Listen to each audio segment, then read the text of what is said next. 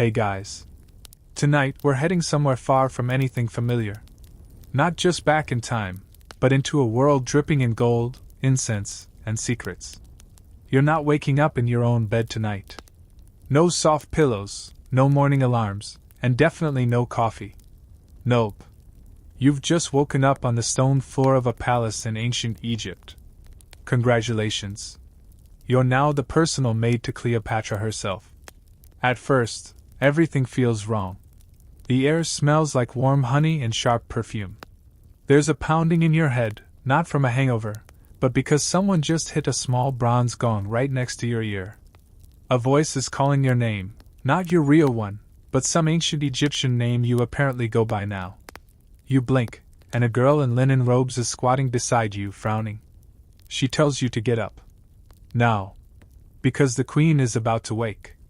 The floor beneath you is cool, made of polished stone, and scattered with petals. Rose petals. Not for you, of course. Those are for her. The queen. Cleopatra. You're not here for the scenery. You're here to serve. Your clothes are strange. A thin, almost see-through linen shift tied at the waist. No shoes. Just ankle bracelets and a strange bronze clasp that pinches your skin every time you move. Your hair's been braided tightly, your hands smell like crushed mint and oil, and you've got kohl on your eyes, a thick black line that makes you look like you just stepped out of a museum. You stumble to your feet. The other maids are already busy. One is folding silk blankets. Another is grinding powder into a dish. You're assigned to water duty, apparently. Which means you carry jars. Heavy ones. From the cistern to the baths. Over and over again. You're sweating before the sun even rises over the palace walls. The Nile glows gold outside. You catch a glimpse through a carved window, and for a moment, you forget what's happening. The world is green and blue and alive. But there's no time for all. A bell chimes again. Louder this time. That means she's awake. Everything stops. Then chaos. You're shoved into place beside a bowl of dates and figs. Another maid hands you a cloth soaked in oil. You don't ask questions. You just stand there and hope you're doing whatever it is you're supposed to be doing. Then she walks in. Cleopatra. She's shorter than you expected. Barefoot. Her eyes are lined with thick black kohl that sweeps out into a perfect wing. She's wearing gold. Not jewelry, literal gold. Threads of it woven into her dress. She smells like cinnamon and myrrh and something sweet you can't place. Everyone bows. You bow too, unsure if you're low enough. She barely looks at anyone. She walks like someone who doesn't need to rush, because the world will wait. And maybe it will. She settles onto a couch covered in leopard skins and reaches for the fruit. You step forward, cloth in hand, but stop mid-step. A glance from another maid tells you no. That's not your job. Not yet. Everything is ritual. Breakfast is served in silence. She dips her fingers into bowls. She eats slowly. One of the scribes reads a report from a scroll. Something about grain shipments. You don't understand half the words. You're still wondering how any of this is real. Then suddenly, the queen speaks. Not to her guards. Not to her scholars. To you. Water. One word. Everyone looks at you. Your mouth goes dry. You grab the closest pitcher and pour into a golden cup, careful not to spill a drop. Her hand lifts lazily, and you place the cup there, your fingers brushing hers for half a second. Her skin is warm. Her nails are painted red. She sips. Doesn't smile. Doesn't frown. Just nods once. And you step back, heart pounding in your chest. You thought that was terrifying? That was just breakfast. The rest of the morning is even worse. You're dragged into a chamber where incense is burning thick in the air. You help lay out gowns. Real ones this time. Dyed linen, imported silk, robes so fine they shimmer in the torchlight. You watch as Cleopatra's hair is brushed with oils and braided by expert hands. You hand her pins when asked. Stay quiet. Stay still. Don't speak unless spoken to. One wrong move, and you could be whipped. Or worse, replaced. You're still struggling to believe any of this. This isn't some dream. Your feet ache.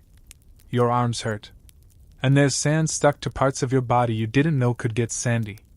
You sneak a glance at yourself in a burnished bronze mirror. You don't recognize your own face. Time moves strangely in this place. The palace has no clocks. Just the sun. And orders. Always more orders. By midday, the queen is in her library.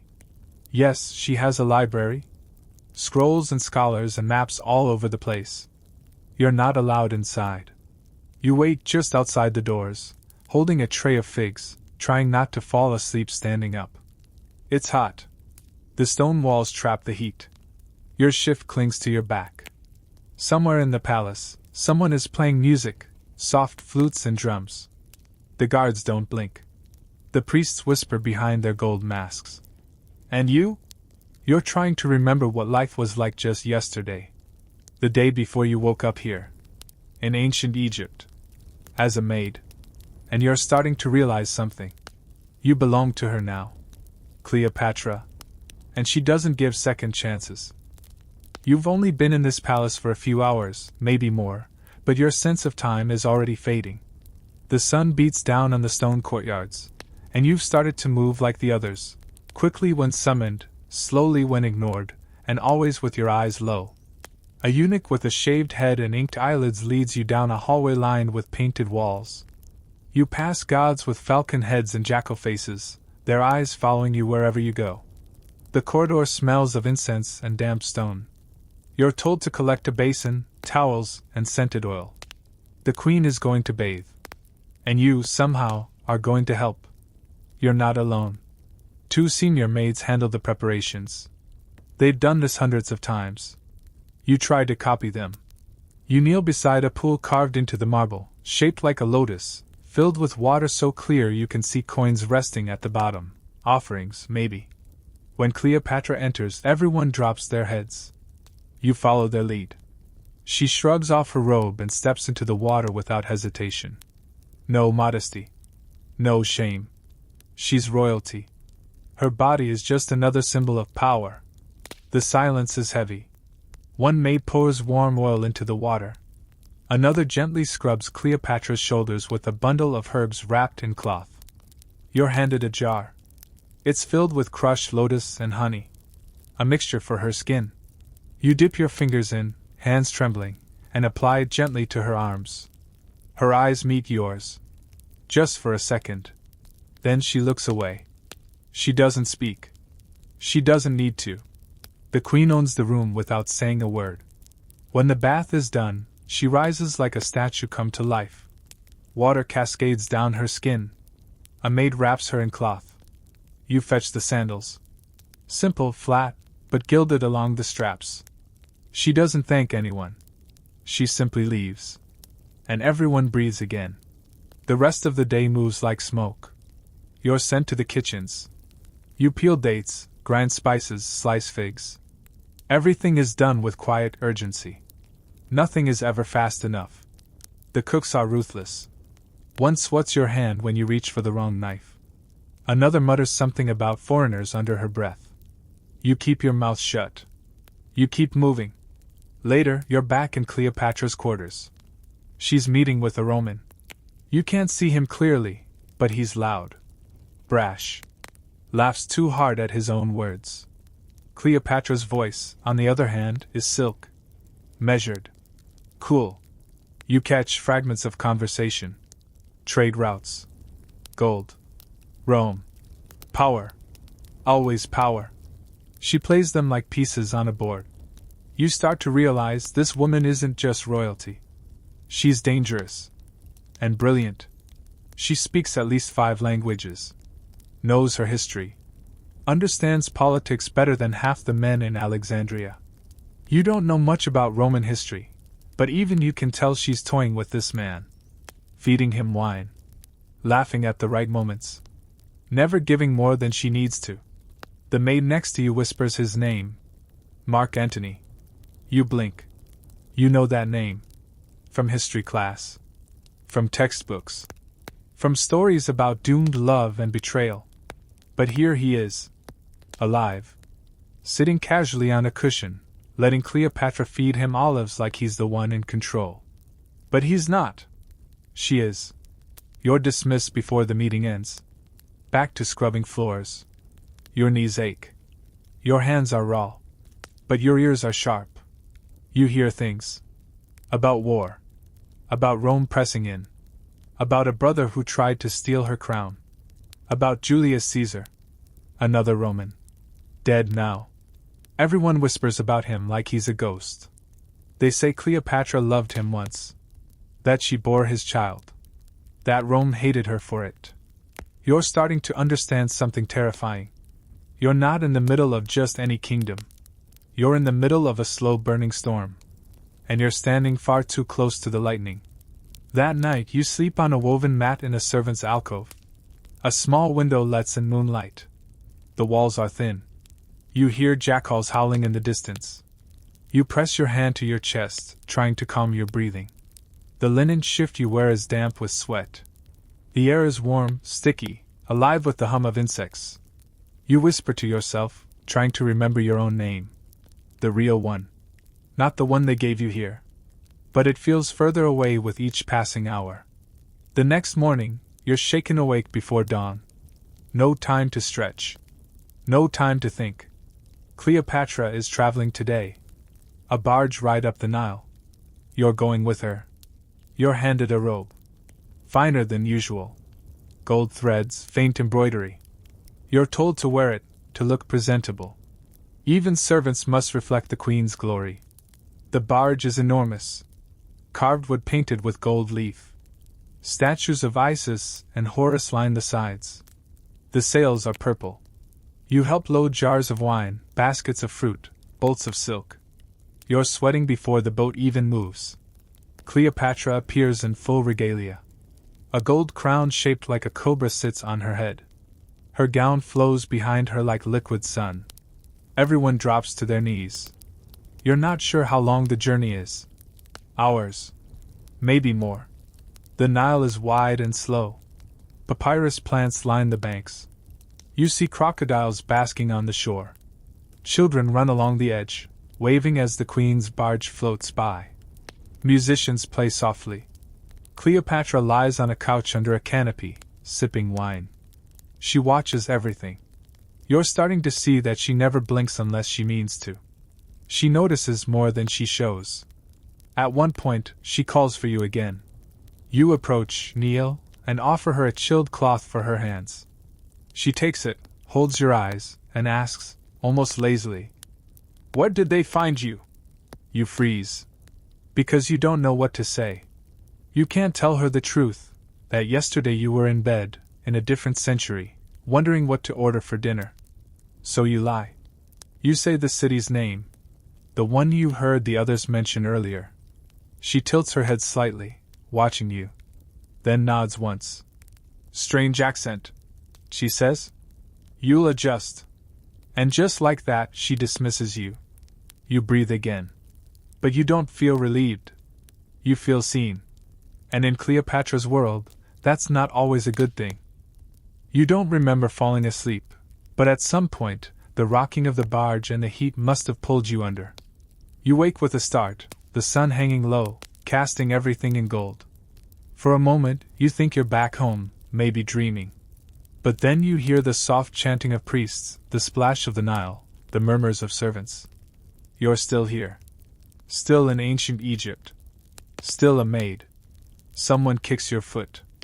Another maid. She scowls and tells you to move. Cleopatra is disembarking. You scramble to your feet, brushing off your robe. Your knees ache from sleeping on the deck. Your skin itches from the linen. The sun feels heavier now, like it's pressing against your skull. The queen steps off the barge, carried by attendants. The procession begins. Trumpets sound. Locals gather. She's not just a queen, she's a spectacle. A goddess in human form. And she knows it. Her head is high, her hands relaxed at her sides, fingers dripping in rings. You follow at a distance, trying to keep in rhythm, trying not to stare too long or trip on the uneven ground. The destination is a temple. Huge, carved straight into stone. You've seen pictures of this place, or something like it, in textbooks and museums. But nothing compares to the real thing. The statues tower above you. Painted eyes stare down from the walls. The heat intensifies between the stones. It smells like dust and prayers. You're not allowed inside the inner chamber. Only priests. And her. So you wait. Hours pass. You sit with the other maids under a palm tree, chewing stale bread and watching beetles crawl in the dirt. You're too tired to panic anymore. Too sunburned to scream. You just exist. Here. In this impossible time. One of the older maids leans in and whispers. "You don't speak like us," she says. Her accent is thick, but her eyes are sharp. "You're from the desert?" You nod. That seems safe. She watches you a moment longer, then nods, satisfied. She tears her bread in half and gives you a piece. It's rough and dry, but you eat it anyway. She tells you the queen's moods. What not to do. Who to avoid. How the palace works. Her name is Nephra. She's been a maid since she was a child. She's seen girls rise and disappear. You ask quietly, what happens if Cleopatra grows bored of you? Nephra doesn't answer. She just looks away. When the queen returns from the temple, her face is unreadable. Something happened in there, something important. But she doesn't speak of it. She walks past you without a glance. You follow silent. The barge sails back under a purple sky. Torches are lit. The Nile glows like molten glass. You stand at the rail, your feet throbbing, your brain full of questions. You watch the stars appear one by one. You wonder if anything about your real life is still waiting for you. If this is some kind of curse. Or punishment. Or test. But there's no answer. Just the sound of water, and the slow rhythm of oars. That night in the palace, the air is heavy with news. Rome is shifting. Whispers of betrayal. Antony is drunk again. Cleopatra is angry. You see the way her jaw tightens when she enters. The way she doesn't speak to anyone. You're sent to her chambers to prepare her bed. You smooth the linens, sprinkle rose petals, place the carved ivory combs on the table. She sits before the mirror, silent. You stand behind her, waiting. Without turning, she speaks. "You fear me." It's not a question. It's a statement. You don't answer. Your hands tremble as you pour oil into a dish. You kneel beside her, offering the oil and the comb. She doesn't take them. Instead, she says, "Good." She finally looks at you in the mirror. Her eyes catch yours. "Fear keeps you sharp," she says. "And I have no use for dull things." You nod too quickly. She watches your reflection a moment longer, then waves you away. You walk backward out of the room, head low. Later, while scrubbing the floor outside her chamber, you hear them arguing. Antony and Cleopatra. You can't make out everything, but it's intense. She speaks with fire, with precision. He speaks like a storm, loud and messy. You hear something crash. Then silence. Then laughter. Hers. Soft. Almost amused. You don't understand their relationship. One moment she's commanding ships and armies. The next, she's laughing with a man who reeks of wine and ego. But something about the way she plays the game terrifies you. She's never out of control. Even when it looks like it. Especially then. The days pass in a blur. You learn to survive. To blend in. To answer when called and disappear when not. You learn which guards will ignore you and which ones like to grab. You learn how to spot the queen's moods before she says a word. When to bow. When to speak. When to vanish. You dream in hieroglyphs now. You've forgotten what a cell phone looks like. What a microwave sounds like. What toothpaste feels like. You catch glimpses of life outside the palace. Fishermen pulling nets. Women selling dyed cloth. Children chasing goats through alleys. But it's all seen through the bars of duty. You're not free to explore. You're not free at all. And then one day, everything shifts again. You're summoned to the Queen's bath. Not to assist, but to prepare it. Alone. That's never happened before. Your hands shake as you heat the water, stir in oils, scatter lotus petals. You double-check everything. Then kneel and wait. When Cleopatra enters, she doesn't speak. She undresses slowly, her back to you. Steps into the water. The chamber is silent except for the soft splash of water and the crackle of torches. Then she says something that makes your heart stop. "I dream of death," she murmurs. You don't move. She continues. "It comes wrapped in silk, with lips like a promise." You don't know if she's talking to you or to the gods or to no one at all. Then she turns her head slightly. "Would you die for me?" You don't answer. Because there's no right answer. She smiles faintly. "Not yet," she says. "But one day, maybe." You leave the chamber soaked in sweat and fear. And from that moment on, you realize something. You're not just serving a queen. You're standing beside history's most dangerous woman. And she's just getting started. You don't sleep much after that night. Even when you lie down, even when your eyes shut, your mind keeps spinning. Repeating her voice, her words, over and over. "Would you die for me?" It wasn't just a question. It felt like a test. One of many. And you have a creeping suspicion you didn't pass. The palace wakes before the sun. The halls are quiet, but the energy is restless. There's tension in the air, like before a storm. You join the line of servants filing into the kitchen. The smell of flatbread, lentils, honey. You eat quickly, quietly, surrounded by women who barely look up. No one speaks unless spoken to. It's safer that way. You've learned how to move now. Light steps, quiet breath, eyes always watching. You're no longer just surviving. You're adapting. But even as you settle into the rhythm of palace life, the world around you is changing. Rome. Rome is always in the background, like a shadow stretching across the walls. Every scroll that arrives, every messenger that enters, every whispered conversation eventually circles back to it. You've never even seen Rome, but you're starting to hate the word. That day, there's talk of a Roman envoy arriving. Important. Possibly dangerous. You're assigned to help prepare the outer chamber.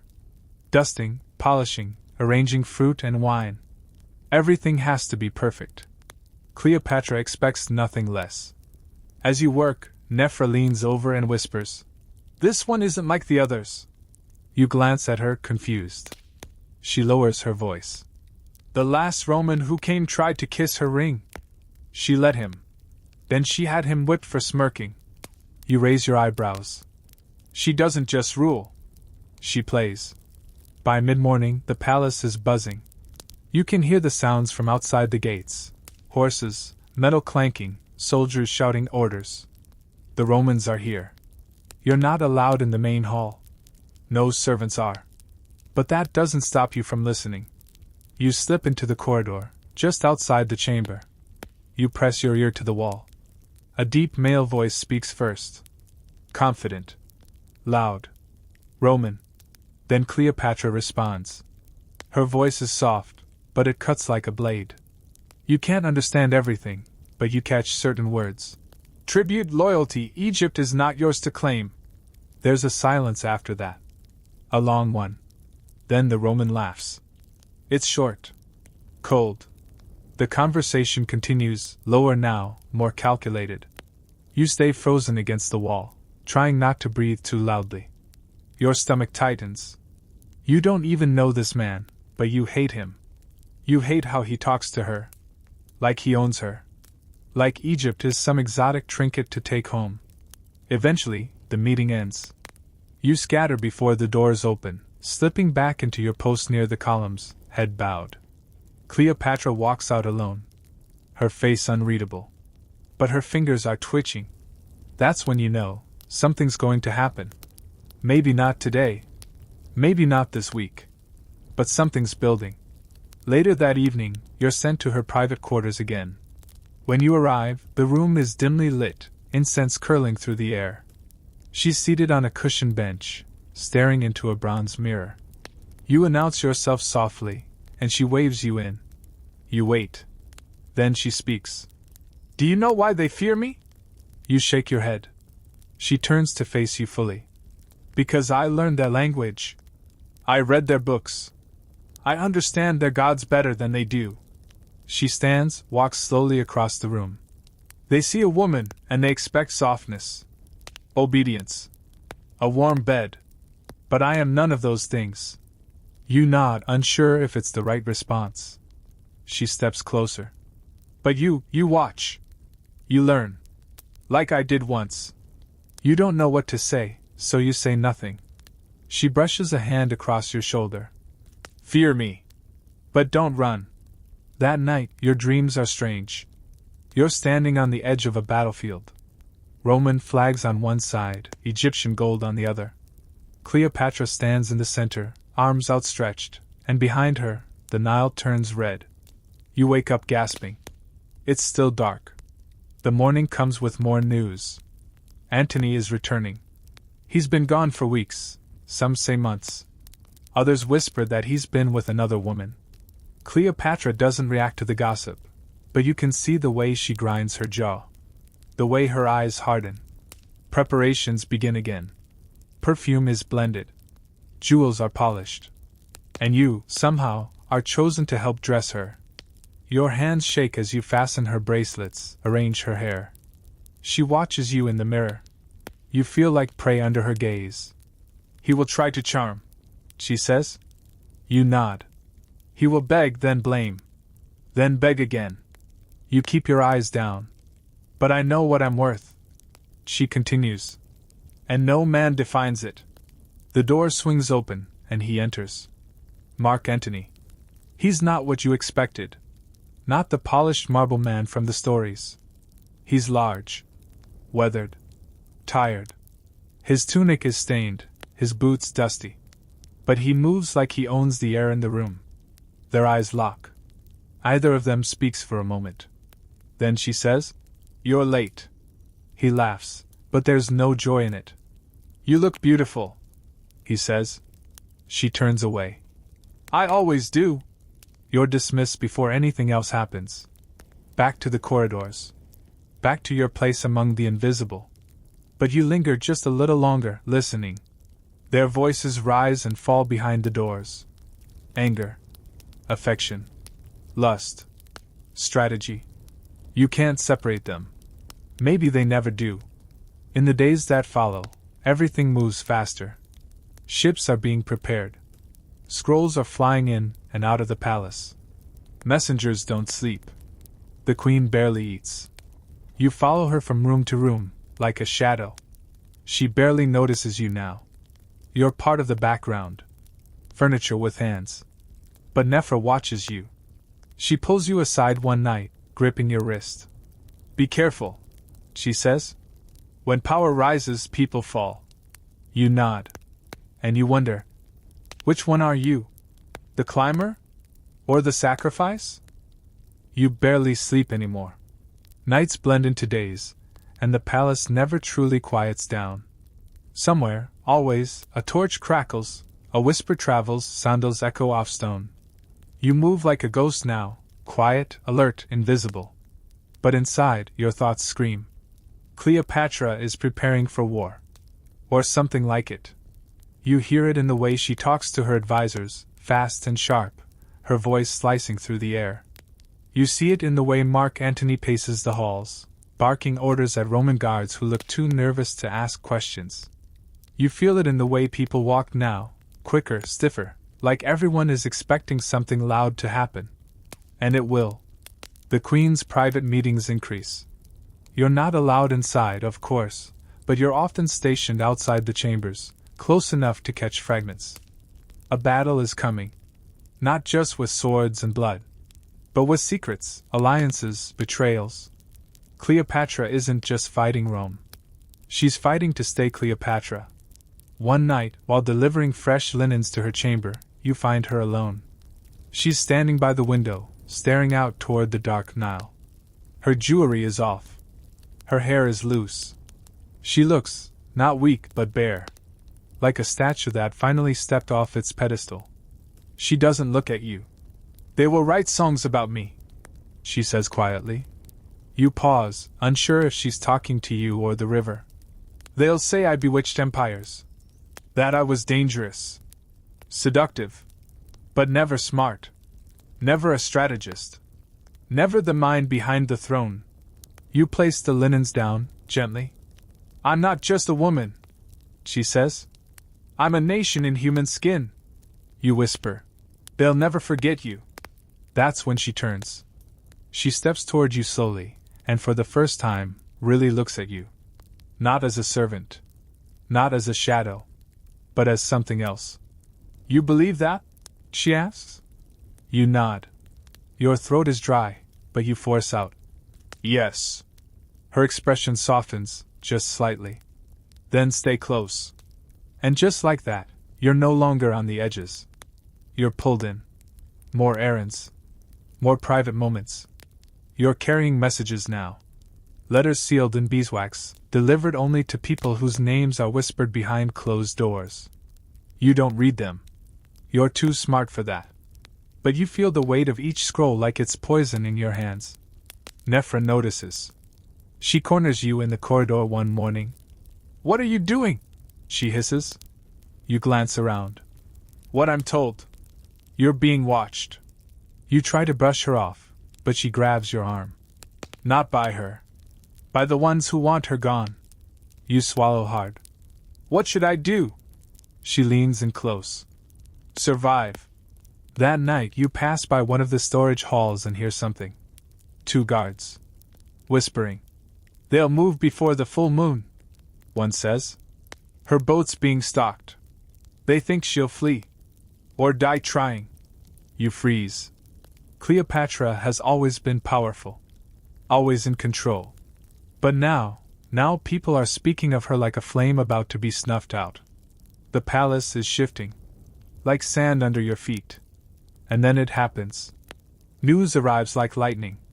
Octavian's forces have crossed into Egyptian waters. The Romans are coming.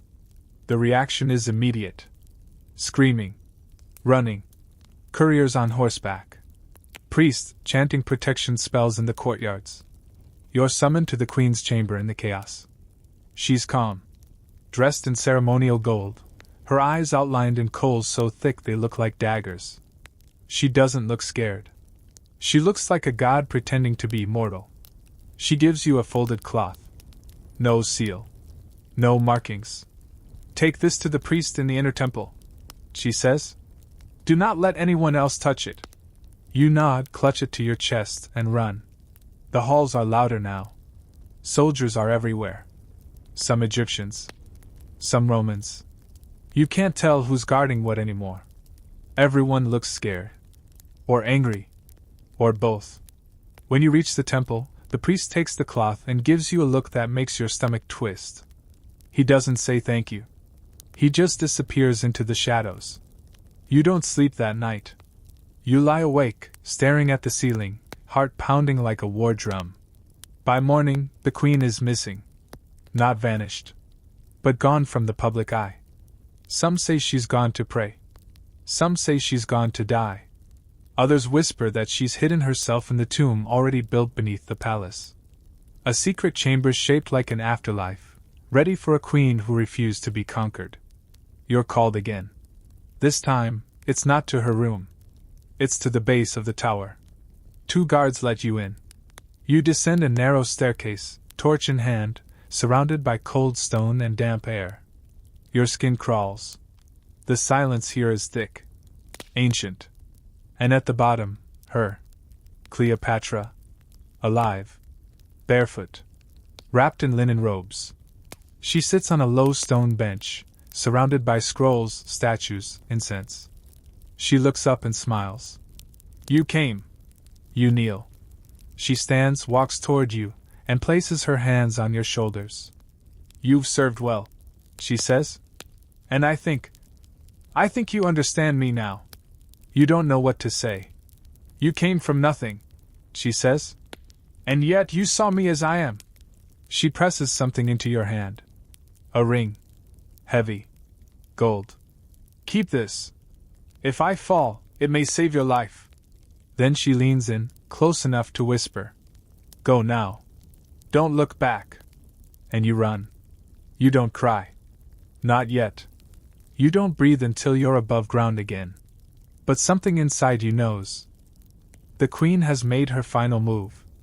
And you were a part of it. The sun feels different when you step out.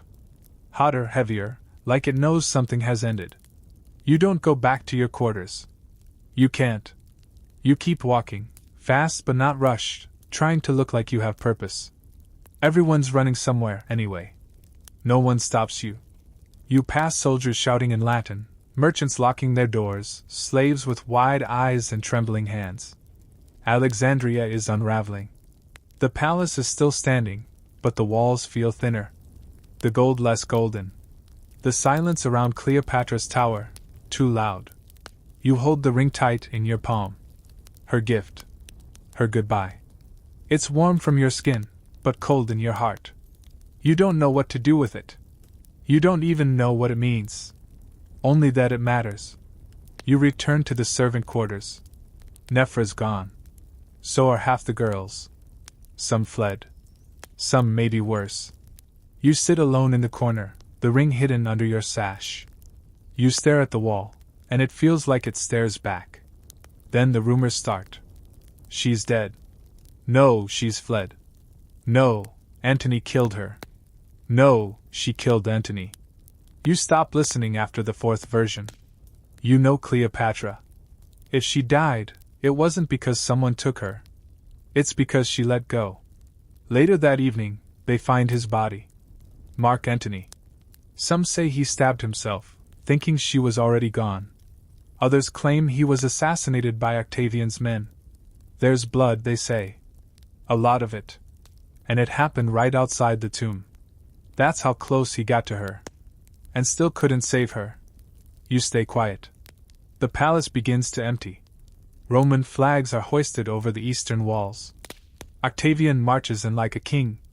Like he's claimed something sacred. He smiles for the crowds, but you can see it, the calculation in his eyes. The conquest in his posture. He doesn't look at people. He looks at power. And now, he has it.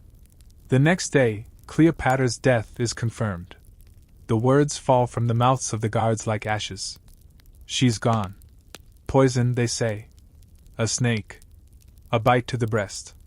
Or maybe just a vial slipped beneath her tongue. No one knows for sure. Or maybe no one wants to. They carry her body through the halls, wrapped in fine linen, face covered in a veil of gold thread. You don't see her. You're not allowed to. But you feel it.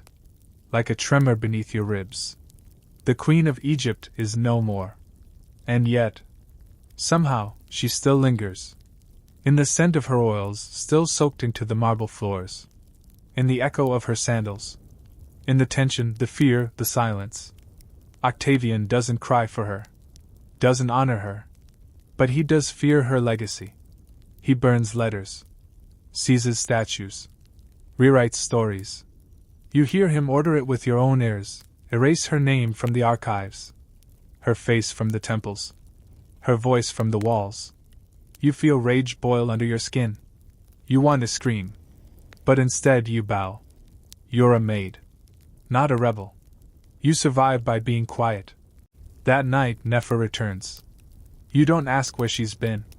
She doesn't ask what you've done. You just sit together in silence, sharing half a fig and a few drops of wine that taste like dust. She gave you something, didn't she? Nephra asks. You nod. Show her the ring. She stares at it like it's on fire. That's a seal, she whispers. An old one. From before her reign. What does it mean? You ask. She shakes her head. Power. Or danger. Maybe both. You tuck it away again. You've already made up your mind. You'll leave.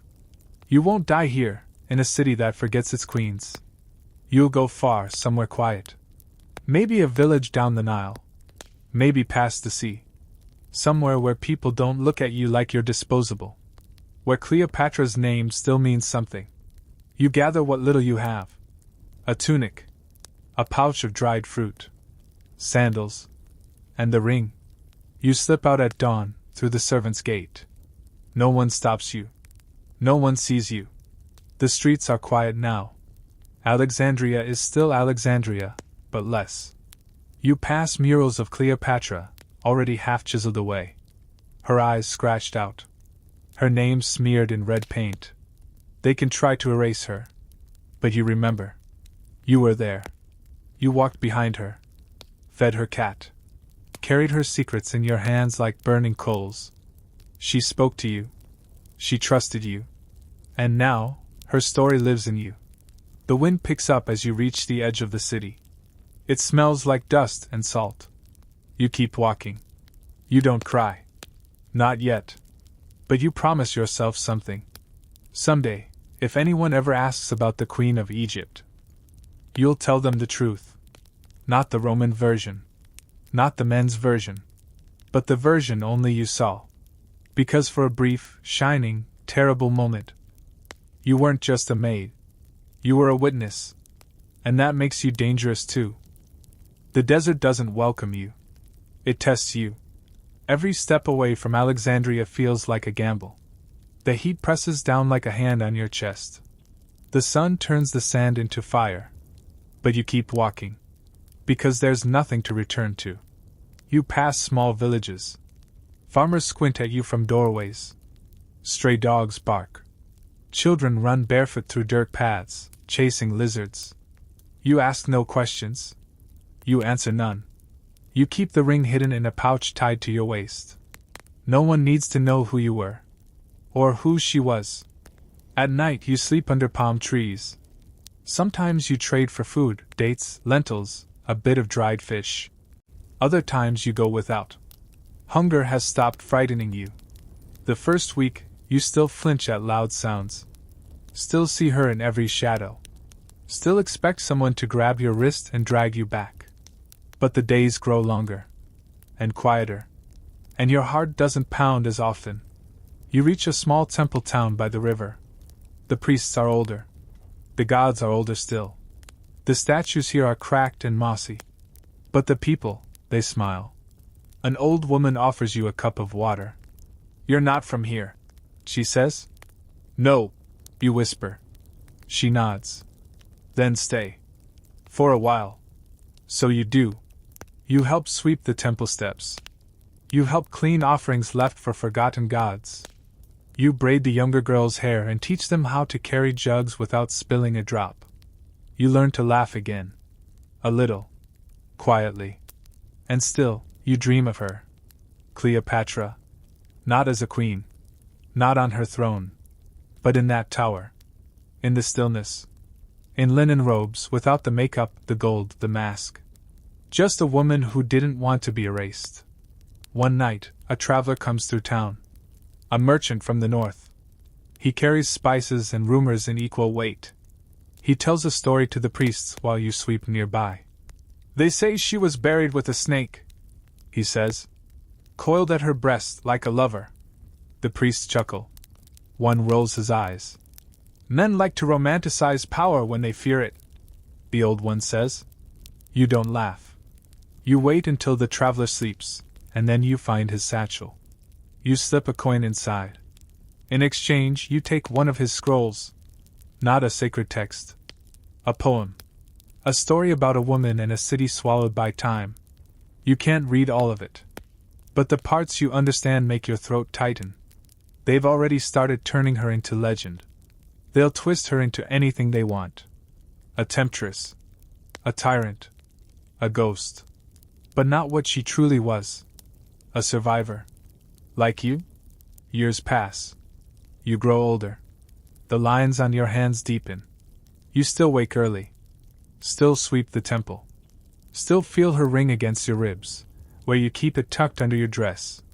Sometimes you catch your reflection in the river and barely recognize the woman staring back. But her eyes, your eyes, still carry the fire. And one day, a girl asks you a question.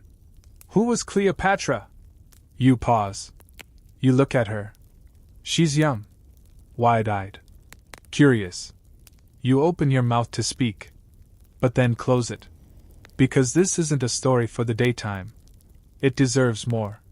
So that night, when the torches flicker and the crickets sing, you call the girl back. And slowly, you begin. She wasn't just a queen, you say. She was a storm. You tell her about the palace. The corridors that never ended. The scent of jasmine. The echo of sandals. You tell her about the laughter, the rage, the quiet strength. About how Cleopatra didn't walk, she commanded the floor beneath her. You speak of secrets. Of wars waged with words. Of a woman who refused to bow. The girl listens like it's a prayer. And when you finish, she whispers, "Why don't they tell this story?" You smile. A tired, bittersweet smile. "Because it's too real," you say. "Too human." And maybe that's the truth. Cleopatra wasn't just a goddess carved in marble. She was flesh and bone, heart and hunger. And she trusted you. You carry that truth like a lamp in the dark. And someday, when you're gone, someone else will carry it too. Maybe the girl. Maybe someone else. But the story won't die. Not while even one person remembers what it really meant to serve the last pharaoh of Egypt. Not while your footsteps still echo down the forgotten halls of a palace swallowed by dust. Not while the ring lies warm against your skin. You were a maid. Yes. But for a moment, you were history's witness. And that matters more than any crown. The years begin to slip by like river water. Slow at first. Then faster. You don't count them anymore. What's the point? You measure time now in seasons. In the way the Nile swells and sinks. In the way the stars shift. The girl you told the story to, she grows taller. Stronger. She asks more questions now. About the world. About the past. About you. You never tell her everything. Just enough. Just what matters. You watch her when she thinks you're not looking. The way she stands. Chin up. Shoulders back. Just like Cleopatra. The temples grow quieter. The old gods are fading. New ones are painted on the walls. You don't fight it. Change always comes, like it or not. But you still keep her name. In your mouth. In your chest. In the hush between thoughts. Some nights you dream of the palace. Of the golden corridors. Of the blue and red tiles that gleamed like gemstones. Of her perfume. Still clinging to your skin, even after all these years. Sometimes you see her. Not in dreams. In people. A tilt of the head. A sharp glance. A voice that cuts through a crowd. She never really left. You feel it in your bones. Then one day, a stranger arrives in the village. A scribe. Roman. Young. Eager. He carries scrolls and tools and too many questions. He's polite, but too polished. His smile rehearsed. He's here to collect stories, he says. Old tales. Forgotten gods. But what he really wants is her. He sits with you. Offers wine. Bread. Says he's heard rumors.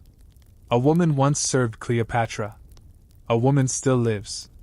You say nothing at first. Just chew slowly and look past him. But your heart beats faster. He lowers his voice. Says he isn't here to mock. Says he wants the truth. Not the Roman version. The real one. Still, you don't speak. Because some truths aren't gifts. They're burdens. And once you give them away, they're no longer yours. But that night you can't sleep. You hold the ring in your hand. You stare at it, long and hard. You remember how she gave it to you. Her eyes. Her voice. Her last command. Don't forget me. Maybe it's time. Not for the scribe. Not for Rome. For her. For history. You meet the scribe before dawn. His eyes are red, but he stands quickly. You speak slowly. Carefully. You don't tell him everything. You don't give away what's sacred. But you give him enough. The truth, not the gossip. The woman, not the myth. He listens. He writes. And for once, he doesn't interrupt. When you finish, he looks at you like you're not just a person. But a key? He thanks you. Bows. Says the world will remember. You don't believe him. But it doesn't matter. You did your part. You walk back to the temple. The sun is rising. Birds are loud. And the wind carries the smell of sweet grass. You stop by the river. Kneel. Let the ring rest in your palm one last time. Then slowly, gently you drop it in. It sinks. Not like a stone. But like something heavier. And just like that, it's gone. You don't cry. You smile. Because you know the truth now. You never needed the ring to remember. She's etched into your marrow. Woven into your voice. And as long as someone, somewhere, speaks her name with awe, Cleopatra lives. Later that evening, the girl finds you by the fire. She sits beside you quietly. You look at her. She's different now. Wiser. Older. You see it in her eyes. I heard what you told the scribe, she says. You nod. She reaches for your hand. Holds it. Not like a child. But like someone ready to carry something forward. You should write it down, she says. You laugh softly. I never learned to write. She grins. Then I will. And just like that you feel it again. That strange pull. Not toward the past. But towards something bigger. Something that might outlive you both. You were a maid. Yes. A servant. But also a witness. A protector of memory. And now, perhaps, a spark. Something catches fire in the girl's eyes. And you think, maybe this is what Cleopatra saw in you. The strength to remember. And the courage to pass it on. It starts with a single reed scroll. The girl writes down what you tell her, word by word, pausing only to ask what you meant when you trail off or fall quiet. You speak slowly, not because your voice is weak, but because memory is heavy. And some pieces of the past still sting. She writes it all anyway. Even the pain. You sit under the shade of the temple walls, feeling the breeze roll off the river. The stone beneath you is warm. The sound of her reed scratching the papyrus is steady, soothing, like a lullaby for the old gods. By now, the villagers know. They call you the Queen's maid. Some believe you. Others smile politely, as if humoring an old woman who's told one story too many. But it doesn't matter. Because the girl believes you. And her scroll is real. You teach her not just the facts, but the feeling. The smell of the marble halls. The echo of sandals in moonlight. The weight of silence after a command. The curve of Cleopatra's voice when she spoke of war, or love, or betrayal. You tell her how Cleopatra lit up a room before she even entered it. How her presence could silence 100 men. How, in the end, she stood taller than Rome. You tell her how Cleopatra would gaze at the stars from her balcony, whispering names of constellations in Greek, in Egyptian, even in Latin when she was feeling theatrical. How she laughed with her whole body. How she never apologized for being brilliant. And how, even in the darkest hour, she never begged. She was never small. You say one evening, your voice catching. Even when she broke like a temple falling, not like a twig snapping. The girl writes that too. Her eyes wet. Weeks pass. Seasons turn. The village begins to buzz. People talk of the scrolls. Of the girl who writes. Of the old maid whose voice weaves pictures brighter than any painting. One day, another traveler arrives. A woman. Not Roman. She's from far off, she says, across the sea. She's heard whispers. A living link to the last queen of Egypt. She listens to your story with eyes wide and still. Then she asks the girl to read her the scroll. The woman weeps. She begs to take a copy back with her. Says the world needs to hear this. You hesitate. But the girl nods. It's time, she says. So copies are made. Simple, but careful. The words travel in wrapped bundles, tied in linen and sealed with wax. And soon, the world starts to remember. Not the Roman stories. Not the venom-soaked lies. But your version. The quiet truth. You don't see what happens out there, beyond the sands. but the girl does. She tells you of people writing your words in other languages, of scholars arguing over what's real and what's not, of women standing up, saying they feel something ancient awaken in them when they hear your story. Cleopatra is no longer just a name. She's a force again. Because of you. One night the girl sits beside you, holding your hand. She's older now. No longer a child. Her face bears the strength of someone who's carried something sacred a long way. Do you regret it? She asks softly. Leaving the palace. Running. All these years. You stare into the fire. Let the question float for a moment. Then you shake your head. No, you say. Because I didn't run from her. I ran with her. And that's the difference. She was more than a ruler. She was a part of you. Still is. Later, when the village sleeps, you walk to the river one last time. The stars above shimmer like polished silver. The water is calm. You look at your reflection. Older. Wrinkled. Tired. But there's something alive in your eyes. A flicker. A spark that never went out. You whisper her name. Just once.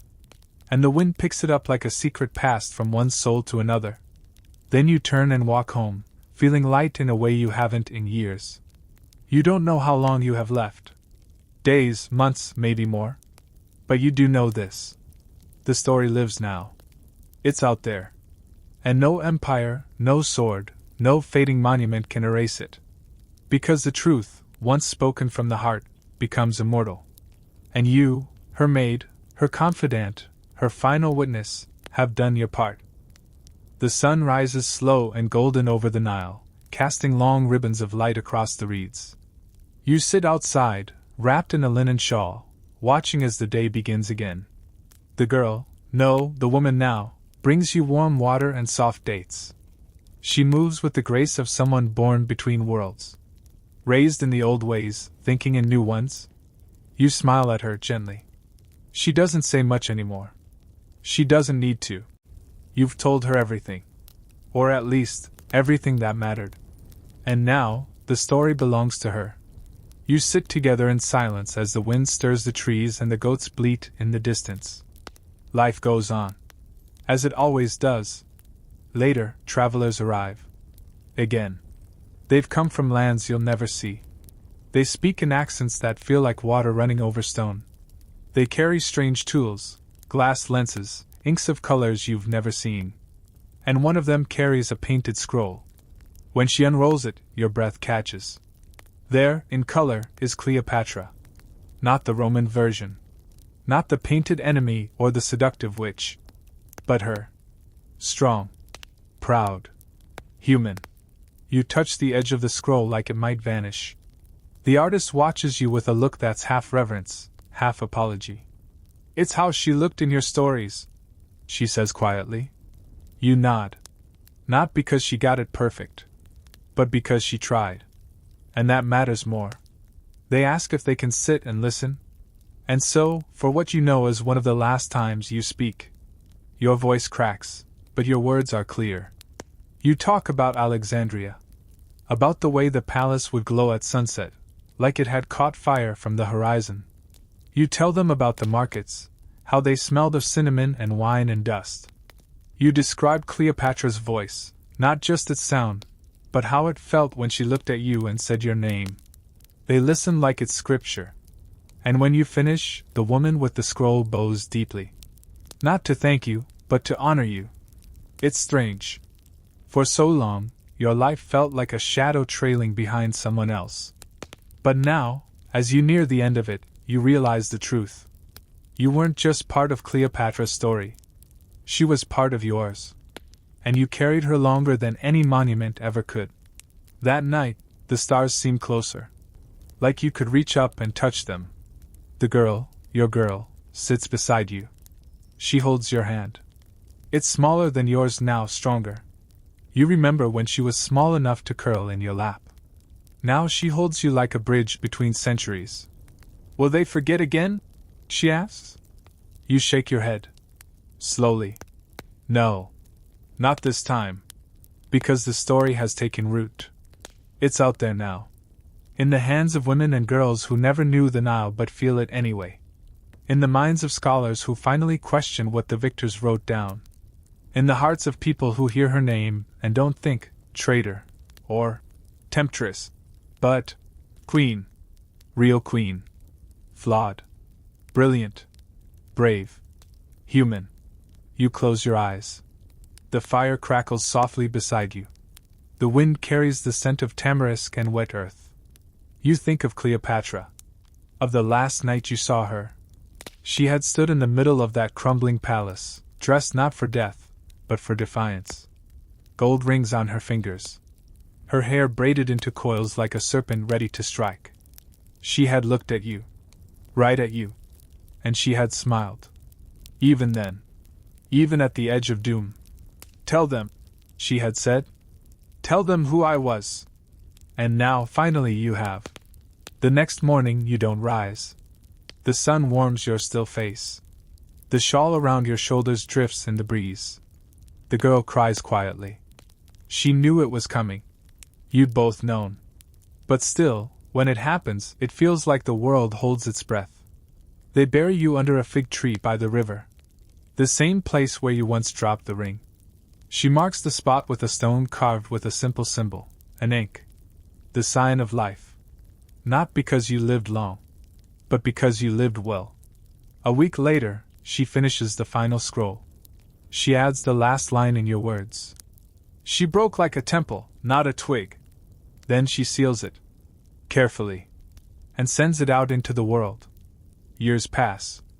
The village changes. But your name is still spoken. People still come. Sit beneath the fig tree. Read the scrolls. A young girl once asked. Was she really Cleopatra's maid?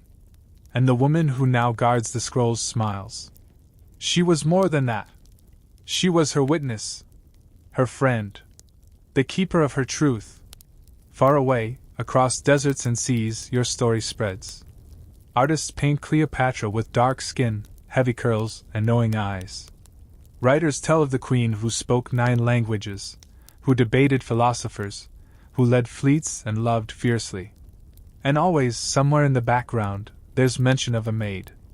A shadow. A voice. A woman who remembered when everyone else forgot. And so you live on. Not in statues. Not in gold. But in memory. In firelight whispers. In scrolls passed from hand to hand. In the eyes of anyone who's ever stood beside greatness and carried its truth. Not for glory. Not for power. But because someone had to.